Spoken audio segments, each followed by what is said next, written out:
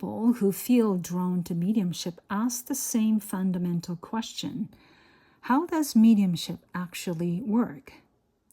They wonder how a medium connects with spirit and what role guides play, and whether spirit communication happens spontaneously or intentionally. And these are important questions, and they're often answered in ways that sound mystical but leave the actual process unclear.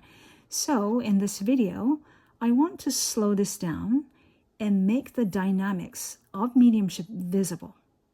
And I'll be using the simple diagram I created to explain how energy awareness operates within the medium's field and how spirit communication is established, structured, and regulated.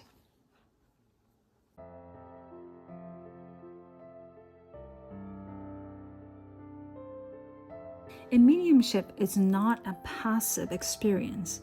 It is not something that simply happens to a person. It is a structured and relational process that takes place within the medium's own field of awareness. And at the center of this diagram is the medium. And this placement is intentional. The medium is not a doorway that spirits pass through. The medium is the organizing field in which communication occurs.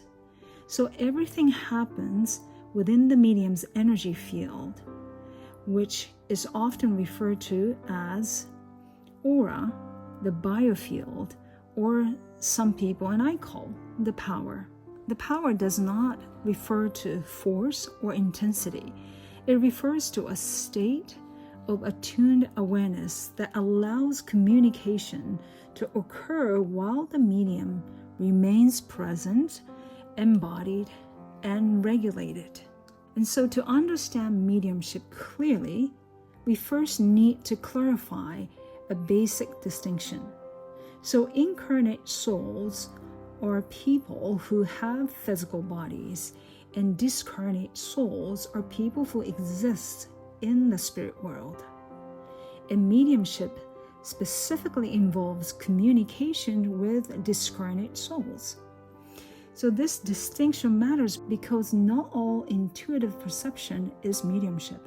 What I mean by that is when a medium reads the emotional state, thoughts, or energetic condition of a living person, that is a psychic connection.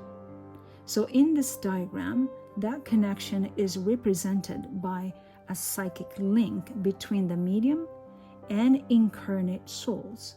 And mediumship involves a different pathway of perception. A mediumistic link represents the connection between the medium and discarnate souls. And these two links feel different in the body and carry different informational qualities and require different forms of awareness and regulation. So one reason people become confused during development is that psychic and mediumistic links can be active at the same time. And without structure and education, experiences may blur together and leading people to misinterpret psychic information as spirit communication or vice versa. Now, let us look at how spirit communication actually begins. Ethical mediumship is intentional. So discarnate souls are not assumed to have unrestricted access to the medium's field. Instead, the medium invites communication within their power. This invitation is an act of awareness and consent, and it does not involve surrendering control or losing one's sense of self. When a discarnate soul responds to the invitation, they enter the medium's field in a way that allows communication to occur, and this process is called blending. Blending does not involve merging identities. The medium does not disappear, and the spirit does not take over. In other words, blending is a cooperative resonance. The medium remains anchored in their own awareness while allowing the presence and informational field of the spirit communicator to be perceived within the power. And within the medium's field, it is common for multiple discarnate souls to be present at the same time. For example, a deceased parent may be communicating while other family members, such as a grandparent or sibling or friend, remain present within the field and may also communicate sequentially. And typically, one spirit communicator occupies the foreground of the medium's attention at a given moment, while others remain present within the power.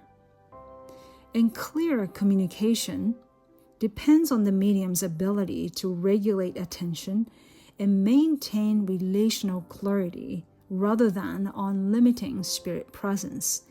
And this brings us to a concern that many developing mediums have, which is often referred to as spirit crowding.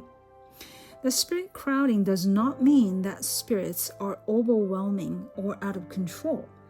It usually reflects a moment when multiple communicators are present and the medium's attentional structure is still forming. So in these situations, clarity is easily restored through intention and communication. In other words, a medium can simply ask spirit communicators to step forward one at a time, and this request is typically respected. And mediumship is relational, and discarnate souls respond to clear boundaries and structure. So when the medium sets the expectation for one communicator at a time, the field naturally organizes itself. And learning to do this is part of mediumistic development. It strengthens authority and improves clarity and reduces unnecessary fatigue. So spirit crowding, when it occurs, is not a problem to be feared. It is a signal that the medium is learning how to manage attention within their power. The role of spirit team is especially important here, and a spirit team helps regulate the field, maintain order, and support ethical communication. And they do not communicate randomly or intrusively. Their role is stabilizing and supportive, not controlling. They work in cooperation with the medium's awareness and intention. As the diagram shows, the medium remains at the center of the field. Communication with discarnate souls, interaction with spirit team, and awareness of incarnate souls all occur within a contained energetic system. The outer circle represent this containment. And mediumship is not about being open to everything. It is about creating a regulated environment in which perception can remain clear, grounded, and sustainable.